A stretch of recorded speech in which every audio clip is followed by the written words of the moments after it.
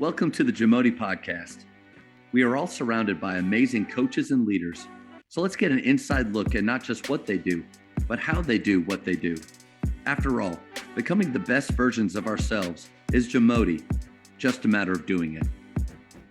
Coaches and athletic directors, our sponsor Scoreboard Media has an incredible opportunity for your school. Right now, they're giving away 2 large LED video scoreboards, $152,000 value per school, to 32 select high schools across the country.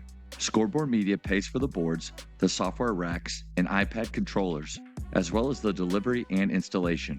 On top of that, they'll run the entire advertising program, generating a significant revenue sharing opportunity for the school. Since 2021, Scoreboard Media has been helping high schools upgrade their gyms and execute professional sponsorship programs. Not every school qualifies, and they're signing up new schools every week. So inventory is moving fast, and the install calendar is filling up for the summer. If you're interested, reach out to Scoreboard Media founder Charlie Megan at charlie@scoreboardmedia.com to set up a call and see if there's a fit.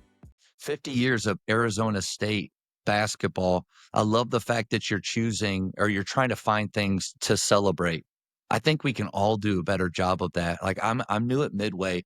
I need to find out how many wins does Midway have? How many games have they played in their history? How many 1,000-point scorers, guys playing in college? What year is this? Is there something that we could hold on to and make a big deal? I don't know, kind of like culture moments, Coach. I think we need to have our eyes open for things we can celebrate, small and large, just like you did. Yeah, I definitely think the more you can kind of draw attention and excitement to what you're doing, I think that then kind of helps your players be motivated, right? To come in and work hard and do their best, represent that name on their jersey, represent the school, represent their team. So I think there is purpose in some of those kudos and some of those atta girls of like, look at what we're doing and where we want to build. Let's make it tangible. Let's appreciate of where we've come from and what those before us have done. And now you're building your legacy. So if you have those standards set, then you're thinking of how do those tie into driving the performance of your team? And you mentioned at the very beginning of this that culture will beat talent or it will sustain longer than just talent in the moment. So how does those standards drive performance in your team? I would say like the consistency and then the intentionality of those would drive behavior. So like you said, we've got to be consistent. It can't just be you're talking about it at your fall meeting and you never, reference the acronym charge again. It's got to show up every day. But then the intentionality with how we implement those things, that'll drive the culture. And then I think a byproduct of what we're trying to do will be winning and performance.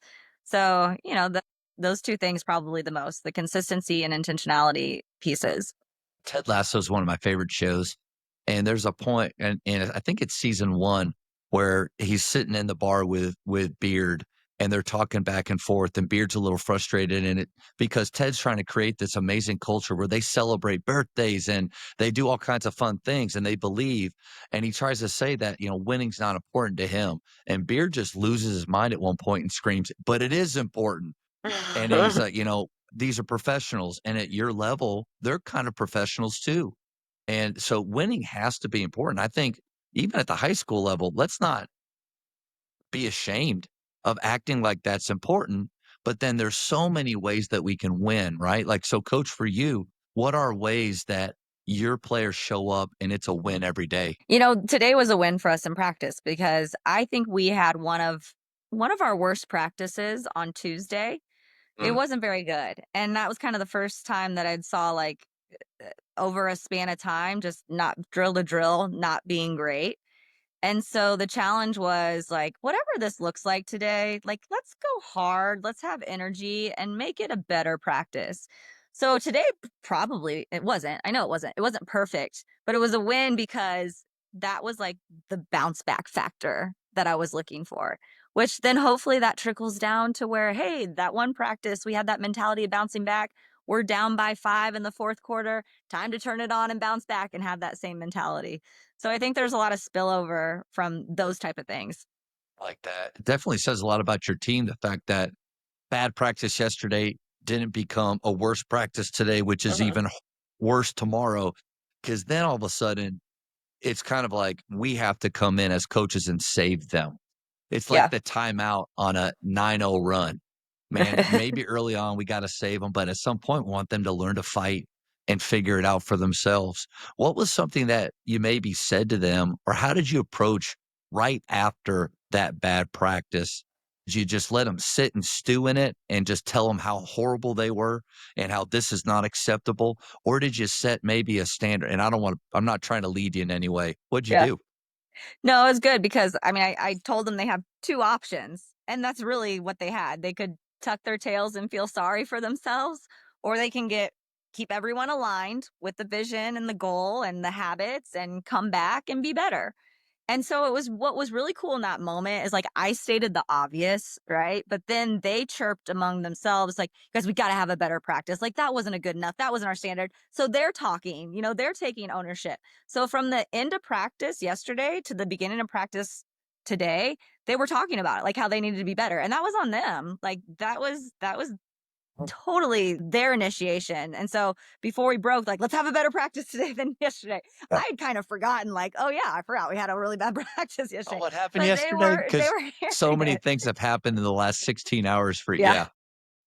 Yeah. But I thought that was cool. Like that's what coaches do, right? They're trying to motivate. So I said the most simple and obvious thing, but they ran with the direction that they needed to run with, but it was on them.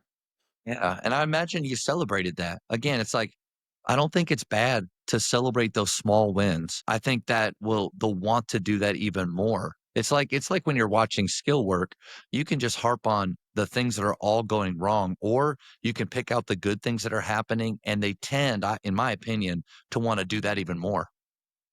Yeah, no, everyone wants to build confidence, right? In things that you're doing. So, there's definitely the good and bad rewards or consequences of anything you do. And so they're trying to build those good consequences, and then you put those together and stack them up as a team. You got something pretty special going for you.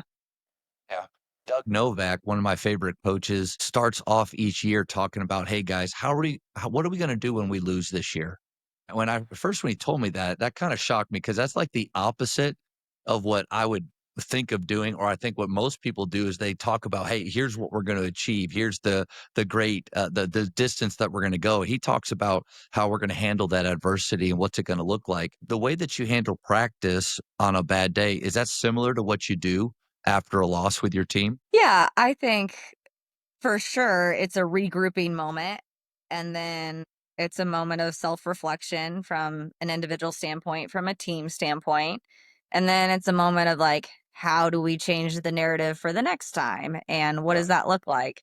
It was interesting last year because I knew we were going to be pretty good. So I almost had to ask the opposite question is like, how are we going to handle success? Because sometimes I think that's a little It's a good problem to more have. challenging because you get complacent and you're Yeah. beating everyone, and here you are undefeated in the conference, and it's coming down the stretch. Do you just clock in and clock out knowing that you're better on paper? But that's oftentimes more challenging than handling a loss is handling success. So both ways, you've got to figure out as a coach how you want to kind of dive in and focus and structure your daily to handle anything that comes your way. Oh, no doubt. PGC talks about the two things that we really have to be careful of drop our comparisons and then also drop our expectations, because both of those can lead you down a path. In warmups, when you look at the other team during warmups, you can compare and maybe that eye test can mess with you. But if you have a great season or a great team like you are, the expectations, I can't imagine that pressure. And coach, I felt a little silly asking you that question when I looked at the win percentage that you have overall. You haven't had to have that talk very often, which is good, but you're probably right on the money. You've had to deal with managing those expectations of successful teams. That's huge. Thank you for checking out today's episode. Please take a moment to subscribe to this podcast, share it with your fellow coaches, and find us on social media for what's coming up next on the JAMODI Podcast. It's just a matter of doing it.